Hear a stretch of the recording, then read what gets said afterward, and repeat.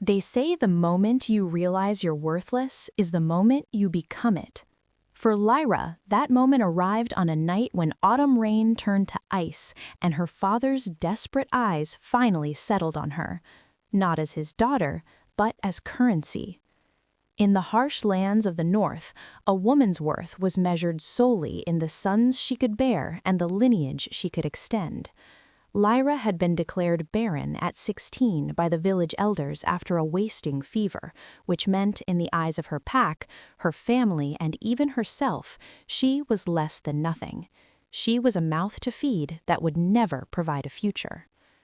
The tithe collector's eyes gleamed like molten amber in the firelight of their small cottage.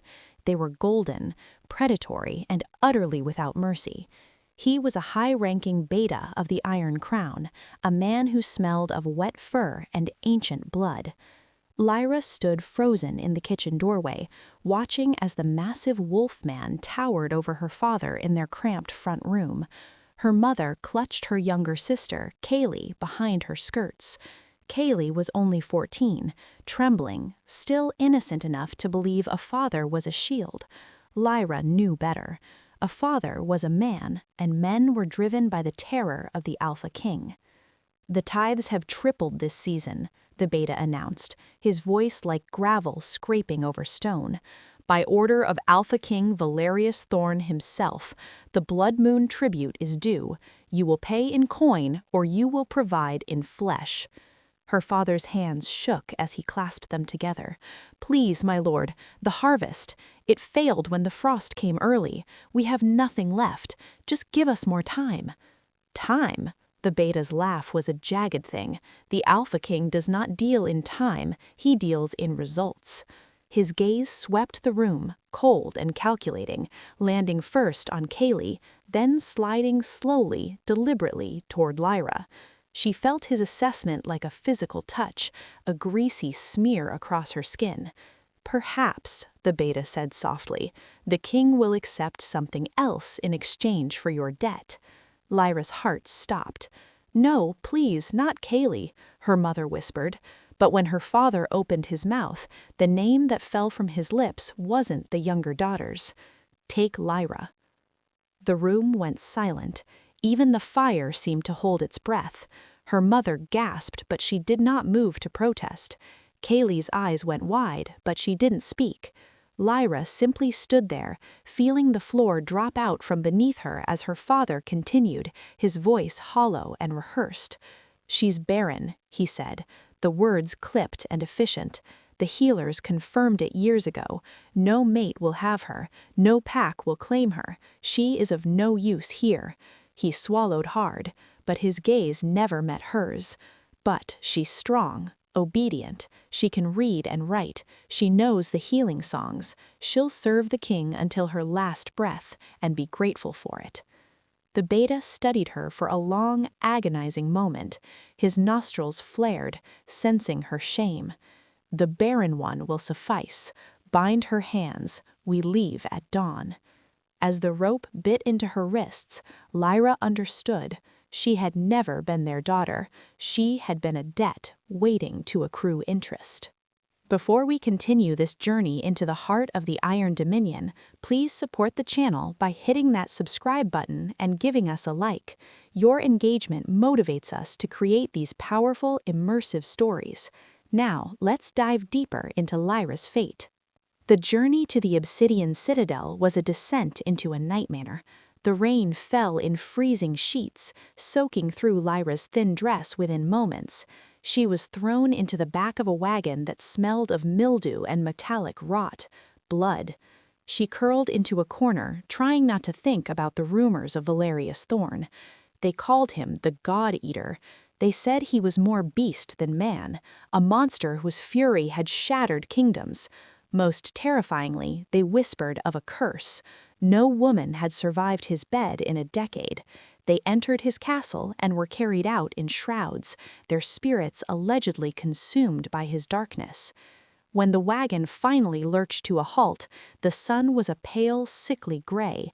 Lyra was dragged out and found herself standing before the Iron Dominion. It rose from the earth like a jagged tooth of obsidian, clawing at the storm-heavy sky. The walls were so black they seemed to devour the light. She was led not through the grand gates, but down a narrow, invisible staircase into the bowels of the fortress. The air grew cold and stagnant. When they finally stopped, she was in a vast underground chamber where other women huddled. They were all young and beautiful, but their eyes were hollow. "Strip," the command came from Mistress Vane, a woman with hair like silver wire and eyes of cold amber. Lyra's hands trembled as she shed her soaked rags. Humiliation burned, but she forced herself to stand tall. Vane inspected her like livestock. "The barren one is this one," a guard whispered. "Useless for breeding, but she can read." Vane leaned in close. "Can you endure pain without screaming, girl?" Lyra's jaw tightened. "I have endured worse than you can imagine." Vane's eyes narrowed. "We shall see. You belong to King Valerius now. Your old lives are dead. The king will see you at moonrise.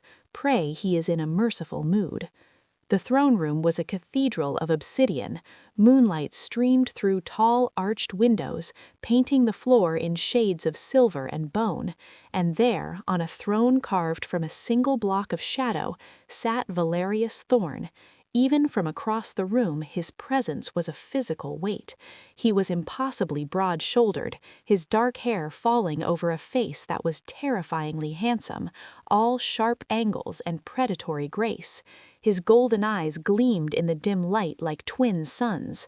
"Leave her," Valerius growled. The admins and guards retreated instantly. The silence was suffocating.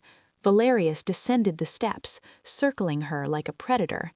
"You don't fear me," he said, stopping directly in front of her.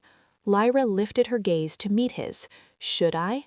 Something shifted in those golden depths. He stepped closer, the scent of pine and smoke enveloping her.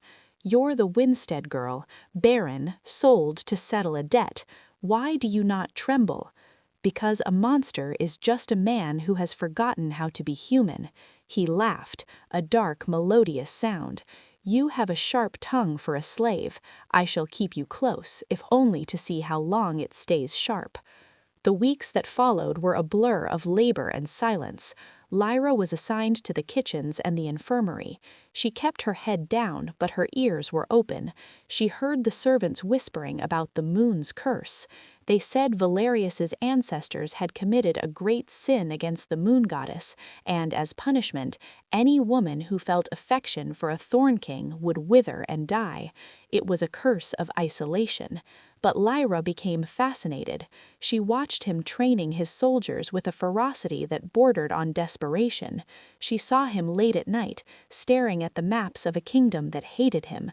He wasn't just a tyrant, he was a man drowning in his own shadow. One evening he was brought to the infirmary after a border skirmish. A silver-tipped arrow had grazed his side, and the wound refused to close. Mistress Vane sent for Lyra. She found Valerius in his private solar, stripped to the waist. The wound was angry, pulsing with a faint, dark light. "I told them no one," he bit out. "It's just me," Lyra said softly. As she worked, she began to hum a low, melodic strain of a healing song. As her fingers brushed the skin near the wound, a spark erupted. It wasn't the burn of the curse, it was a surge of pure electric heat. Valerius went rigid, catching her wrist. "What was that?" "I don't know," Lyra whispered. The dark pulsing had stopped. The edges were already beginning to knit together. He looked at her with shock. "You touched me, and you didn't die." "I am already broken, Majesty. Perhaps the curse cannot find what is already lost." But every time they touched after that, the air seemed to thin. A pull, ancient and primal, began to tug at Lyra's soul. She saw it in him, too, the way he watched her, the way he lingered just to see her work. The climax of their fate arrived with the lunar eclipse. The Council of Elders, led by the treacherous Lord Malachor, had grown suspicious of Lyra. They feared she was a witch. They burst into the king's chambers when Lyra was tending to him. "She is a blight," Malachor screamed. "She uses forbidden magic to circumvent the goddess's will. She must be purged." Valerius stood, his wolf rising to the surface. "She is under my protection!" But Malachor had the support of the high priests. They dragged Lyra to the sacrificial altar under the bleeding red moon. "If she is innocent, the goddess will spare her," Malachor cried, raising a silver dagger. Valerius was held back by a dozen alphas, his roars shaking the foundations of the castle. Lyra looked up at the red moon, and a fire ignited in her blood. A silver radiance began to pour from her skin. "I am not barren," she screamed. The realization hit her like a thunderclap. She wasn't empty, she was sealed. Her power had been waiting for a match, and Valerius Thorne was the flame. The silver light exploded outward, shattering Malachor's dagger and neutralizing the darkness. The curse bowed to her. In the silence that followed, the moon goddess's voice echoed. "The curse is not of the flesh, but of the heart. Only one who values the soul over the womb can break the thorn." The days following the eclipse were transformative. The council was dismantled, and the people of the Iron Dominion began to see Lyra not as a slave, but as their Luna. However, the internal struggle within the palace was only beginning. Lyra had to navigate the intricate politics of the wolf clans, many of whom still viewed her with suspicion. She spent her days in the library researching the ancient texts of the moon priestesses, realizing that her barrenness was actually a protective state, a reservoir of power that only a fated mate could unlock. Valerius, too, was changing. The weight of the curse had made him a solitary, bitter ruler. With the curse broken, he had to relearn how to lead with empathy.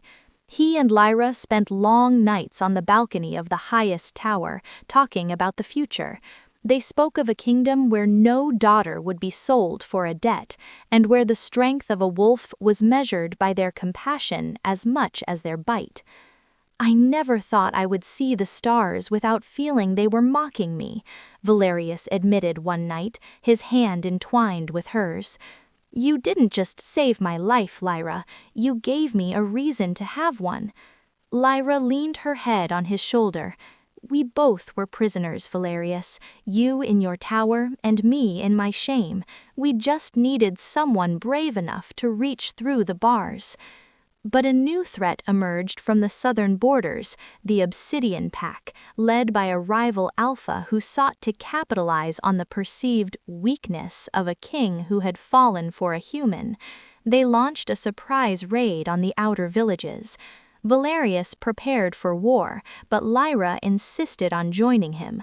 "I am the Luna of this pack," she said, her eyes flashing with that same silver light. "My songs are not just for healing, they are for protection." The battle at the border was fierce. The Obsidian Pack fought with a mindless brutality, but Lyra stood at the center of the Thorn army, her voice rising in an ancient chant. The silver radiance formed a shield around their warriors, turning the tide of the conflict. Valerius fought like a god of war, his movements a blur of obsidian fur and silver claws. When the rival alpha tried to strike Lyra, Valerius didn't just defend her, he decimated the threat, showing the world that a king with a mate was infinitely more dangerous than one without. In the quiet aftermath of the war, the kingdom began to truly heal. Lyra established schools and infirmaries, using the old knowledge to elevate the lives of the common people. She became a symbol of hope, the woman who had been discarded by her own flesh and blood, only to become the heart of an empire. One morning, Lyra awoke to the smell of pine and the warmth of the sun on her face. She felt a strange, familiar flutter in her abdomen, a spark of life that shouldn't have been there. She sought out the royal healer, the same one who had once looked at her with pity. The healer's hands trembled as she performed the diagnostic spell. It's a miracle, Luna. The seal hasn't just broken, it has blossomed. You are with child." When she told Valerius, the fearsome Alpha King wept. He knelt before her, pressing his forehead to her stomach. "A new beginning," he whispered, "a child born of love, not of a curse." The news of the pregnancy solidified Lyra's position as the true queen. Even the most hardened warriors bowed their heads when she passed. The Winstead family, hearing of their daughter's rise, sent messengers to the citadel, begging for forgiveness and a share of her wealth. Lyra met them in the great hall. She didn't seek revenge, but she didn't offer them a place at her table either. "You told me I was worth nothing," she said to her father, her voice cold and clear. "You sold me to a monster to save yourselves. I have found my value, but it was never something you gave me. Go back to your village. I will clear your debts, but you no longer have a daughter." She turned her back on them, walking towards Valerius, who waited at the end of the hall. He took her hand, and together they walked towards the throne. As the months passed, the citadel was filled with the sounds of preparation. A nursery was built in the sunniest wing of the palace. Lyra continued her work, but now she did so with a sense of urgency, wanting to ensure the world was safe for the child she carried. She often thought back to the night she was bound in the rain, and she realized that her father's betrayal was the catalyst for her divinity. If she hadn't been sold, she would have lived a half-life in a small village, never knowing the fire that burned within her. The birth took place on the night of a supermoon. The sky was so bright it looked like day. The entire pack gathered outside the palace walls, waiting in a respectful silence.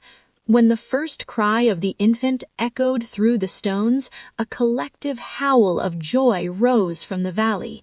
It was a girl, a daughter with her mother's silver-blue eyes and her father's obsidian hair. They named her Selena, in honor of the goddess who had guided them. Valerius held his daughter with a tenderness that would have shocked those who knew him as the God-Eater. He looked at Lyra, who lay tired but glowing in the massive bed. "She will never know the weight of a chain," he promised. "She will know only the strength of her own heart," Lyra added. The story of the barren queen and the cursed king became the foundational myth of the New North. It taught the wolves that the moon's favor wasn't found in bloodlines or breeding, but in the courage to love in the face of darkness. Lyra lived a long and prosperous life, ruling beside Valerius for 50 years. Even as they aged, the silver light never entirely left her eyes, and the warmth never left his touch.